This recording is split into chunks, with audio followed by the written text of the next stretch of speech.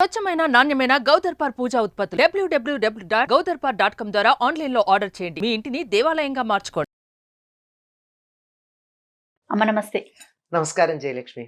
అమ్మ వినాయక చవితి ఆ రోజు పూజా విధానం ఏ విధంగా చేసుకోవాలి, విధి విధానం గురించి ఒక్కసారి మాట్లాడుకో.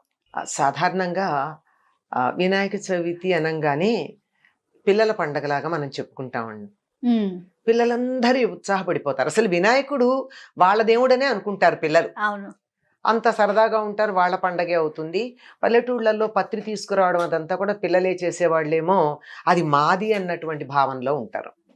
అంతేకాకుండా అందులో ఇంకొక కుతూహలమైన విషయం ఏమిటంటే వినాయకుడి బొమ్మ కూడా ఆ రోజే తెచ్చుకుంటాం మనం. అవును, ఆ ఉదయమే తెచ్చుకుంటాం. ఈ లోపల కావలసిన ఏర్పాట్లు చేయడం అమ్మా నాన్న చేసేస్తారు. అమ్మ ఏమో ముందు రోజే ఇళ్ళన్నీ శుభ్రం చేసేసి అంతా మళ్ళీ ముందు రోజు చేసినది పాచిల్లే అవుతుంది ఆ రోజుకి. అందుకని కడుక్కోవడాలు అవి ముందు రోజు చేసినా ఆ రోజు మళ్ళీ ఇల్లంతా శుచిగా చేసుకోవడం, వాటన్నిటిని బాగు చేసుకోవడం అన్నీ చేసుకుంటారు. ఇదంతా అయ్యి వంట అది ఏర్పాటు చేసుకుని పూజకన్నీ ఏర్పాట్లు చేసుకున్నాక దేవుడు ఉండే చోట కానీ లేకపోతే ఇంట్లో ఈశాన్యం మూల కానీ లేదా కొంతమందికి పూజ గదులు చిన్నగా ఉంటాయి. ఇదందరూ కలిసి చేసుకునేది కనుక కాస్త విశాలంగా పూజ గదికి యువతల కానీ అందరూ కూర్చోవడానికి వీలు ఇంటిల్లిపాది కూర్చుని చేసుకునేది. అందుకని అక్కడ తీసుకొచ్చి అక్కడ పెట్టుకుని ఒక చోట శుభ్రం చేసి పూర్వం ఆవు పేడతో అలికేవారు. ఇప్పుడు మనం డెట్టాల నీళ్ళతో శుభ్రం చేసుకుని ఏదైతే శుచి ప్రధానం అది చేసుకుని దాని మీద అష్టదళ పద్మం ముగ్గు వేసుకుని దానిపైన మనం ఒక పీట, ఎత్తుగా పీట కావచ్చు చిన్నదైనా కావచ్చు, ఒక ఆసనానికి పసుపు అది రాచి ఆ పైన వస్త్రం వేసి ఆ వస్త్రంలో బియ్యం వేసి ఆ బియ్యంలో ఆకు వేసి సిద్ధంగా ఉంచాలి. తమలపాకు మామిడాకు అట్లాంటిది. ఈ లోపల పూజకి ఏర్పాట్లు పువ్వులు అవన్నీ తెచ్చుకుంటాం కదా, అవన్నీ తెచ్చుకుని సిద్ధంగా పెట్టుకుని అప్పుడు వినాయకుడిని పూర్వం ఇంట్లో తయారు చేసేవారు. లేదంటే అలా బంకమట్టి తెచ్చి మన ఇంటి ముందుండి గబగబా దాంతో మనం వెళ్ళాక అచ్చు వేసి ఇచ్చేవాళ్ళు. అచ్చులో మట్టి వేసేసి వినాయకుడిని అచ్చుగా చేసేసి 2 కందిబద్దలు 2 కళ్ళగాను గుండ్రగా ఉంటాయి గనక ఒక బియ్యపు గింజ ఒక దంతంగాను పెట్టేసి ఆ బొమ్మను తీసుకొచ్చేస్తే అది తీసుకొచ్చి అక్కడ పెడతాం. వెంటనే బియ్యం మీద పెట్టాం. పెట్టి పూజ కూర్చున్నాక ఇక మేము కదలము పూజ దగ్గర నుంచి అనుకున్నాక వినాయకుడికి చాలా ప్రధానంగా మనం నైవేద్యం పెట్టవలసింది బెల్లం ముక్క, పానకం, చలిమిడి, వడపప్పు, అరటిపళ్ళు, కొబ్బరికాయ, కుడుములు, ఉండ్రాళ్ళు, అవన్నీ ఓపిక ఉంటే చేస్తారు. కొంతమంది ఇప్పుడు విడిగా ఉంటారమ్మా, చదువుకుంటూనో ఉద్యోగాలు చేసుకుంటూనో ఒంటరిగా ఉండే కుర్రవాళ్ళు ఉంటారు. వాళ్ళకి అసలు ఇంట్లో వండుకునేటందుకు స్టవ్వే ఉండదు. అట్లాంటి వాళ్ళు ఏం చేస్తారు, ఎక్కడ చేస్తారు? అవునవును, ఇవి అమెజాన్ లో ఆర్డర్ ఇచ్చేవి కాదు కదా. కానీ తెలుసమ్మా ఇవాళ రేపు ఇవి కూడా దొరికేస్తున్నాయి. మేము మీకు ఆర్డర్ మీద చేసిస్తాము, ముందు రోజు మాకు చెప్పండి పలానా పదార్థాలు అని చెప్పి వచ్చేస్తుంది. కానీ అక్కడ అంతమందికి చేసింది ఇక్కడ నివేదనకి ఎట్లా సరిపోతుంది? సరే ఏది ఏమన్నా అలాంటి వాళ్ళు ఈ వండినవి కాకుండా వడపప్పుకి స్టవ్ అవసరం లేదు, పానకానికి అక్కర్లేదు, కొబ్బరికాయకి అరటిపళ్ళకి అక్కర్లేదు, ఇలాంటివన్నీ చేసి సిద్ధంగా పెట్టుకుని పూజకి ఇంకా నేను కదలను అనుకునేటట్టుగా అన్ని సిద్ధంగా పెట్టుకున్నాక అప్పుడు ఈ తెచ్చిన విగ్రహం ఉందే మట్టిది, దాన్ని తీసుకుని దానికి గంధము కుంకుమ పెట్టి దాని మీద పెడతారు. గంధం కుంకుమ పెట్టాము అంటే విగ్రహం పూజకు వచ్చిందని అర్థం, లేకపోతే బొమ్మ. అలా పెట్టేసి ఈ లోపల పసుపు వినాయకుడిని ఒకడిని చేస్తారు.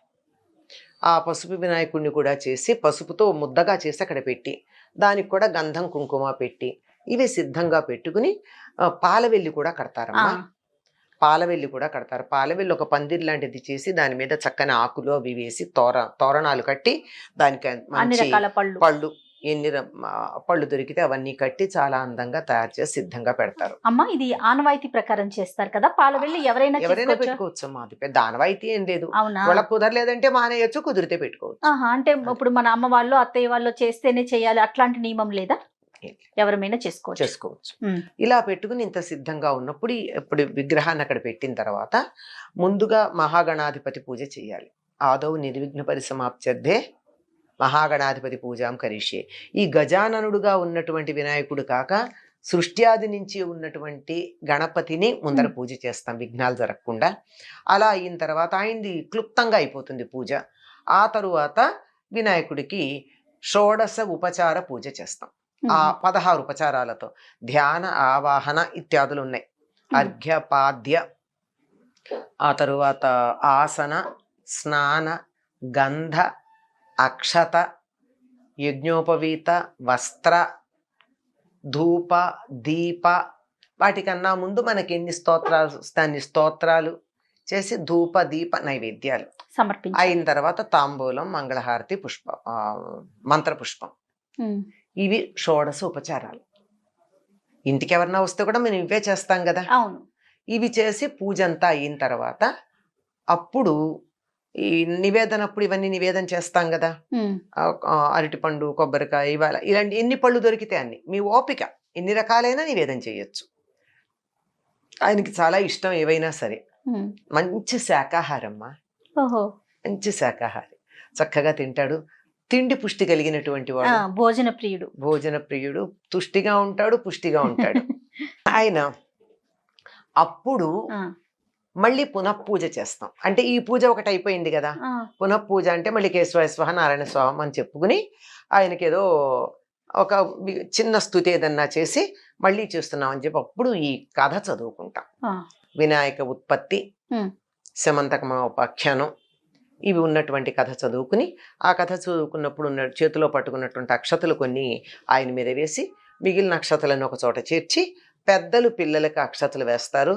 ఎవరన్నా ఇది ఒకవేళ ఏ కారణంగా అన్నా ఈ పూజ చేసుకోవడానికి వీలు కాని వాళ్ళకి ఈ అక్షతలు వేసి వాళ్ళు వచ్చి నమస్కారం చేసుకుని మనస్ఫూర్తిగా నమస్కారం చేసుకుంటే వాళ్ళకి ఈ అక్షతలు వేయడం జరుగుతుంది. అప్పుడు ఆయనకి ఇష్టమైనటువంటి కుడుములు, పాయసం లాంటివి నివేదన చేస్తారు. ఎవరికి ఎంత ఓపిక ఉంటే అన్ని రకాల పిండి వంటలు చేయొచ్చండి. ఆయనకి మంచి పిండి వంటలు అంటే ఇష్టపడేటటువంటి వాడు గనక ఎన్నో రకాల కుడుములు చేస్తారమ్మా. ఒట్టి బియ్యపు పిండి, బియ్యపు రవ్వ, పప్పులు వీటితో కలిపి చేసేది కాక ఒకప్పుడు పెసరపప్పుతో చేసేవారు, ఇప్పుడు మనం శనగపప్పుతో చేస్తున్నాం. వాటితో చేసేదే కాకుండా లోపల కొబ్బరి, బెల్లం పెట్టేటటువంటిది ఒకటి, పెసరపప్పు పాయసంలో వీటిని వేసి చేసేది ఒకటి, ఇట్లా ఒక 9 రకాల ఉండ్రాళ్ళు ఉన్నాయి. ఇవన్నీ కూడా సమర్పిస్తారు. ఓపిక ఉన్న వాళ్ళు ఇన్ని చేయొచ్చు. ఏమీ లేకపోతే మామూలు ఉండ్రాళ్ళన్నా చేసి ఆయనకి ఇచ్చి తర్వాత పెద్ద హారతి ఉంటుంది. శ్రీగణనాథునకు అని చెప్పి ఈశ్వరాపుత్రునకు శ్రీగణనాథునకు జయమంగళం నిత్య శుభమంగళం అని చెప్పి మనకి సంప్రదాయబద్ధంగా వినాయక చవితి పూజా విధానంలో కనపడుతుంది. ఇది కూడా ఇది పెద్ద మంగళ హారతి అనమాట. ముందు ఇచ్చింది మామూలు హారతి. ఇది ఇచ్చిన తర్వాత అప్పుడు ఆయనకి నివేదన చేసినటువంటివి మనం భోజనాలు చేస్తాం. సాయంకాలానికి కూడా ఒకటి ఉంటుంది, ప్రత్యేకత ఉంది కదా, ఉంది. అది చెప్పేది. సాయంకాలం మళ్ళీ ఆయనకి పునఃపూజ చేసి ఎన్ని రకాల పత్రులు ఉన్నాయమ్మా, మామూలు అష్టోత్తరాలన్నీ మామూలు పూజ చేయడమే కాకుండా ఆయనకి ఏకవింశతి పత్ర పూజ ఒకటి ఉంటుంది, 21 ప్రత్యేకమైన పత్రాలతో. ఆ తర్వాత మళ్ళీ దూర్వాయుగ్మ పూజని ప్రత్యేకంగా ఉంది, ఒట్టి గరికెతోనే. ఇవన్నీ చేసిన తర్వాత నైవేద్యం పెడతాం, పూజ అంతా అయిపోతుంది. సాయంత్రం మళ్ళీ ఆయనకి దీపం పెట్టి చేయగలిగితే పెద్దగా చేయొచ్చు, లేదంటే క్లుప్తంగా అయినా సరే, లఘువుగా అయినా సరే పూజ చేసి ఉదయం మనం పూజలో భాగంగా నివేదనలు ఏవో చేస్తాం. ఉదయం ఈ చలిమిడి చేసేటప్పుడు ఆ చలిమిడితో పాటు ఒక 9 కానీ 12 కానీ చలిమిడి ఉండలు చేసి పెడతాం. చలిమిడి ఉండ్రాళ్ళు అంటాం వాటిని. ఈ మనం మామూలుగా వండిన ఉండ్రాళ్ళు కాకుండా చలిమిడి ఉండ్రాళ్ళు చేస్తాం. ఈ చలిమిడి ఉండ్రాళ్ళు ఇంటి పైన వేస్తాం, ఎందుకంటే ఆయన వాహనం తింటుంది అది. ఎలుక తింటుంది, మూషికం ఇంటి మీద వేస్తే. ఇళ్లలో పూర్వకాలం పెంకుటిళ్ళు అవి ఉండేవి కదమ్మా, ఎలుకలు అక్కడ ఉండేవి. అందుకని ఇప్పటికన్నా ఉంటాయి, ఏ ఇంటి పైనన్నా ఉంటాయి ఎలుకలు. వాటికి పెంకుటిళ్ళు కాకపోతే ఉండకూడదని నియమం లేదు. చాలా మంచి శక్తివంతమైన జాతి ఎలుకల జాతి, బొద్దింకల జాతి. ఎన్ని రకాల మందులు వేసినా అవి చాలా అభివృద్ధి చెందుతూనే ఉంటాయి. అందుకని అవి ఉంటాయి, అవి సందేహం లేదు. ఈ చలివిడి ఉండ్రాళ్ళు వాటికి వేస్తామండి. ఇది వినాయక చవితికి ఉండేటటువంటి పూజా విధానం పద్ధతి. మిగిలిన ఎక్కడా లేనట్టుగా ఏకవింశతి పత్ర పూజ ఒకటి, దూర్వాయుగ్మ పూజ ఒకటి, పాలవెల్లి కట్టడం ఒకటి, కొత్త విగ్రహం తెచ్చి దాన్ని తీసుకువెళ్ళి తర్వాత నిమజ్జనం చేయడం ఒకటి, ఇలా ఉంటాయి. ఆ రోజు తప్పనిసరిగా రాత్రి కూడా ఉంచాలి ఆ విగ్రహాన్ని. ఒక్కరోజైనా ఉంచి మర్నాడు దానికి మళ్ళీ పూజ చేసి నివేదన చేసి ఉద్వాసం చెప్పచ్చు. కొంతమంది 3 రోజులు ఉంచుతారు, కొంతమంది 9 రోజులు ఉంచుతారు. ఏదేమైనా ఒక రాత్రి మాత్రం తప్పదు. ఇదమ్మా ఇది చేసే విధానం. మామూలు పూజ యథాప్రకారం ఉన్నా ఇవి ప్రత్యేకతలు. ఇలా విగ్రహం తీసుకురావడం, తర్వాత దాన్ని అక్కడ పెట్టడం, ఇట్లాంటివన్నీ. ఇక సాయంత్రం పూజా విధానం మళ్ళీ దీపం వెలిగించి కథ చదువుకోవట్లమ్మా? కథ అక్కర్లేదమ్మా, ఇంక చాలు. దీపం వెలిగించి పూర్తి పూజ చేయకపోయినా కనీసం మామూలుగా చిన్న లఘువుగా పూజ అని చెప్పా కదా, ఏదో ఆయనకి సంబంధించిన స్తోత్రాలు చదువుకుని తక్కువ పూజ చేసుకున్నా చాలు. కాకపోతే ఇప్పుడు పందిళ్ళు అవి పెట్టి చాలా ఘనంగా చేసేవాళ్ళు ఉదయం అంతా చేయకపోయినా సాయంకాలం తప్పనిసరిగా చేస్తున్నారు. ఉత్తర దేశంలో ఇదో పద్ధతి ఉందమ్మా. చాలా రకాల పూజలన్నీ పగలు కాకుండా సాయంకాలం చేస్తారు వాళ్ళు. వరలక్ష్మి వ్రతం కూడా సాయంత్రమే చేస్తారు, సత్యనారాయణ వ్రతం కూడా సాయంత్రమే చేస్తారు, పగలంతా ఉపవాసం ఉండి. అది ఆ పద్ధతి ఉంది. మనకు అది లేదు కదా, మనకు ఉదయమే లెక్క, మనం ఉదయమే చేసుకుంటాం. కానీ మంటపాల్లో మాత్రం మీరు అన్నట్లుగా సాయంత్రమే పూజ చేస్తున్నారు కదమ్మా? పొద్దున కూడా చేస్తారు.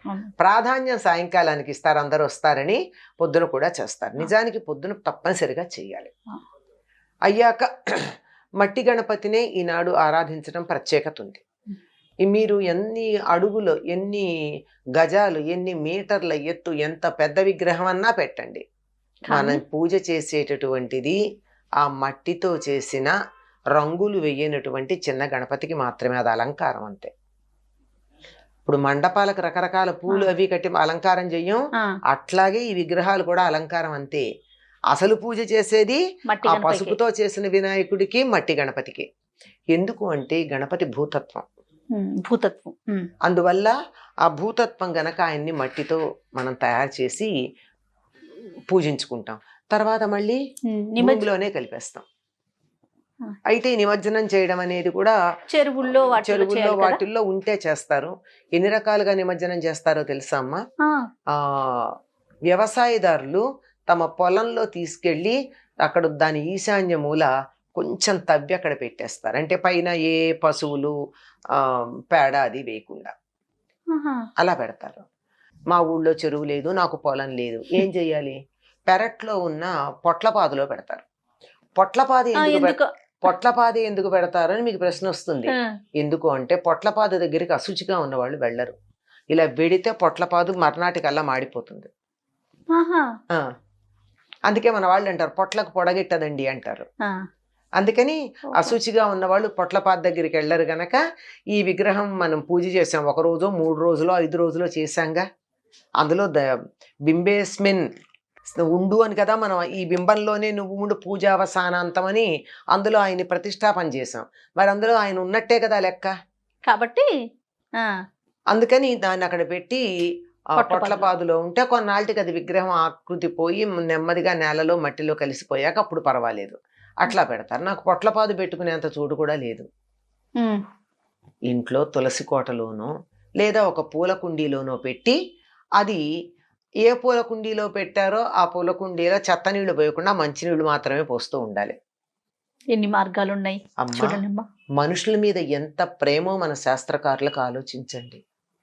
మనుషుల సౌలభ్యం ప్రధానం, మనుషులు చక్కగా ఉండడం ప్రధానం, వాళ్ళు చెయ్యడం ప్రధానం. ఇలానే చెయ్యాలని లేదు ఎక్కడా కూడా. ఇలా కుదిరి చేయకపోతే తప్పు. మాకు పొలం ఉంది, నేను పొలంలో పెట్టకపోతే తప్పు. నాకు గాదె ఉంది, పొలంలోనో గాదిలోనో పెట్టుకోవచ్చు. మా ఊళ్ళో చెరువు ఉంది, చెరువులో వేయచ్చు. ఇవన్నీ ఉండి కూడా నేను బకెట్లోనే వేస్తాను అంటే అది తప్పు, బద్ధకం. అది తప్పు, అది బద్ధకం. అందువల్ల వీలు ఉన్నంత వరకు చెయ్యాలి, వీలు లేనప్పుడు సర్దుకోవాలి. ఇలా చేస్తాం గనక మట్టి నుంచి వచ్చింది మట్టిలోకే వెడుతుంది గనక మట్టికి ప్రతీక, మట్టి పరమమైనటువంటి పూజనీయమైనటువంటి వస్తువు భూమి మీద. అందువల్ల మట్టితోనే వినాయకుడిని చెయ్యాలి. నీళ్లల్లో వేస్తాం, నీళ్లల్లో వేస్తే మట్టి అయితే కరిగిపోతోంది, రసాయనిక పదార్థాలతో ఎక్కడ వేస్తే కలుస్తున్నాయో. కరగకపోగా నీళ్లు కలుషితం అవుతాయి. నీళ్లు కలుషితం అయితే నేను ఆ నీళ్లు తాగట్లేదు అనుకుంటారా? ఆ కలుషితమైనటువంటి నీరు పరిసరాల్లో ఉన్నటువంటి భూమిలో ఇంకుతుంది. భూమిలో ఇంకి అక్కడి నుంచి మనం వేసినటువంటి మొక్కలు ఆ నీళ్లు పీల్చుకుంటాయి.